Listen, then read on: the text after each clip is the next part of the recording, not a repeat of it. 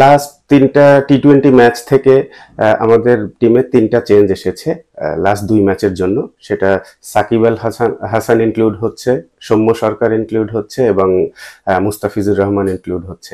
এবং আমাদের টিম থেকে বর্তমান টিম থেকে বাইরে যাচ্ছে হচ্ছে পারভেজ হোসেন ইমন, আফিফ হোসেন অ্যান্ড শরীফুল। শরীফুলকে মেইনলি আমাদের রেস্ট দেওয়া হয়েছে যে ফ্যামিলিকে টাইম দেওয়ার জন্য। এবং আপনারা সবাই জানেন যে মুস্তাফিজকেও আমরা সেই একই কাজ করেছিলাম, যে ও যখন ইন্ডিয়া থেকে এসছে তো ওর সঙ্গে কথা বলেই আসলে হয়েছে যে ফ্যামিলিকে একটু টাইম দেওয়ারও দরকার আছে, যেহেতু অনেক দিন ধরে ক্রিকেটের মধ্যে রয়েছে।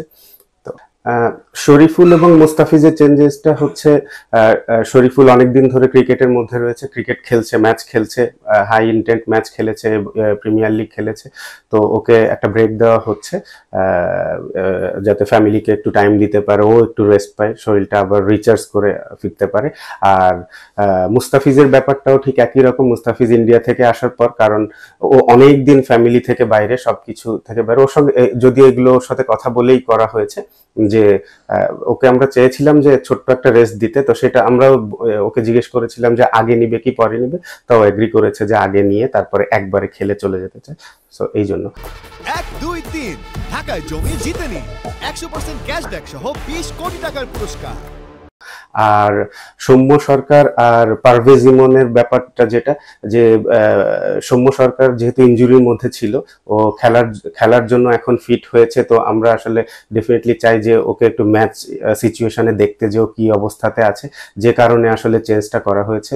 বাট যদিও পারভেজ ইমন কোনো ম্যাচ পায়নি, বাট স্টিল ও কিন্তু আমাদের একদম পুরো টি-20 সিস্টেমের মধ্যেই আছে।